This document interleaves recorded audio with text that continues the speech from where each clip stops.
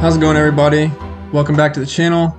Today we're going through a layer by layer breakdown of an old recruiting graphic that I made. It's a Halloween graphic, and by that I mean it's just like, you know, spooky season, scary, whatever. I make a few of these like every year, some for social, some for recruiting, and this is one I made in the past for recruiting. So I'm going to break it down and kind of show you like what I did and what my thoughts were, and then I'll critique it a little bit and tell you like, you know, what I would have done if I could redo it. So without further ado, let's get right into it. So we start out with basically a black background, and then I found a picture of basically a scary forest. It may have not been black and white before, but I made it black and white, and then I put a Gaussian blur on it to make it seem like it's like the background. That's just a shadow that I made with a black brush that's going on top of the player once he gets in here. So this is the outline of the player.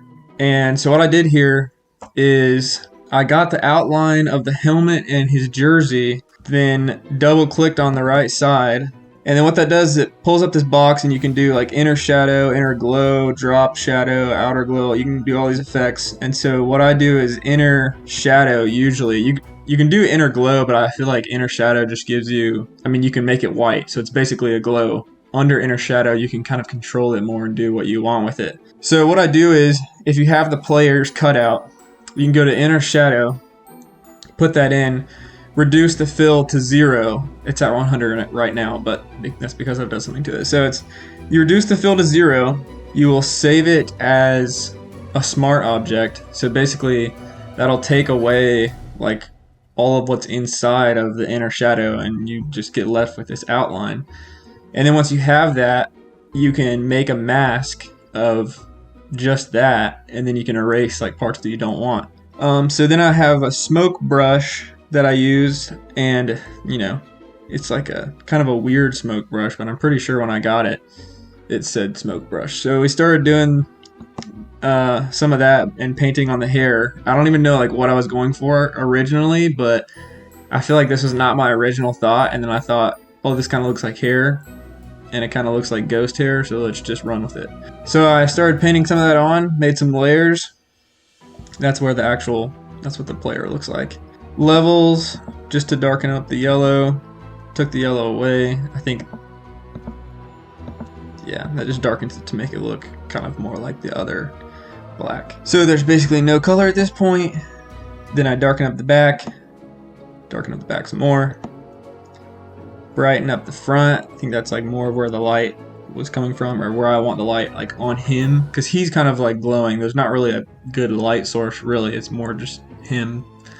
And so all those were just like white brushes, black brushes. Then this is the player's actual cutout, I think. Obviously that was black and white too.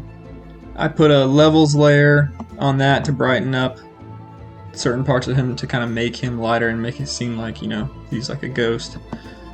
That's just another white brush.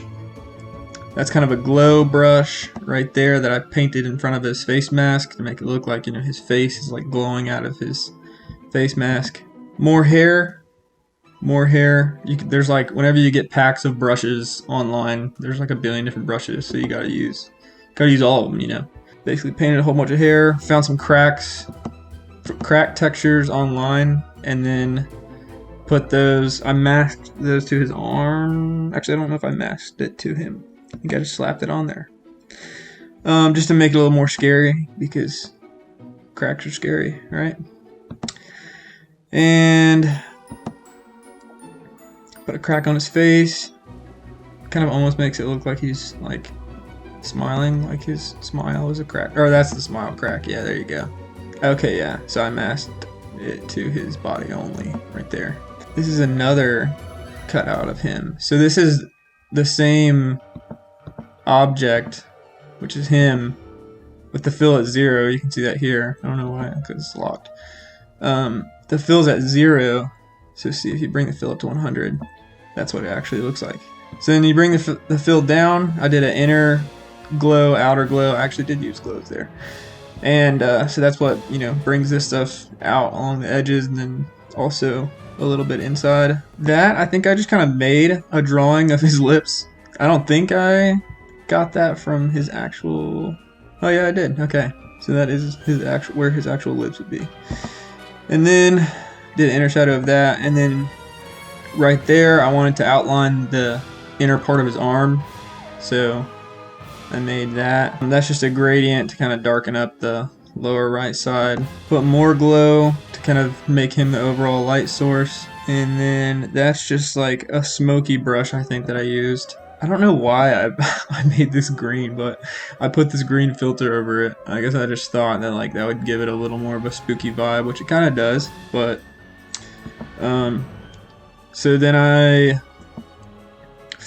either found a grunge frame, or I just brushed the edges a bunch and then like framed it in.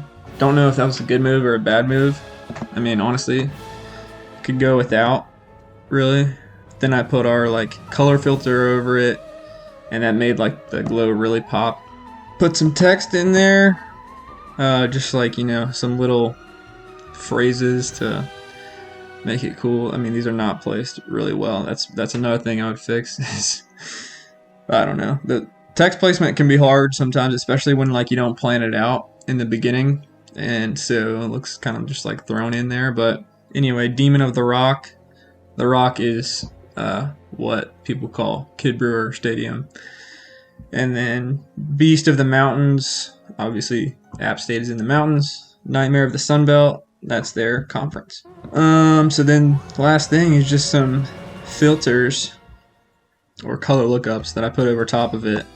And this one was more for like bringing up the blacks, and then the top one made it a little more red, but it changed it one more time. So then I just put their arm, or their name on the arm. I mean, obviously this is my channel name, but I just went in and replaced that with their names. And then the last filter on top to change the color one more time.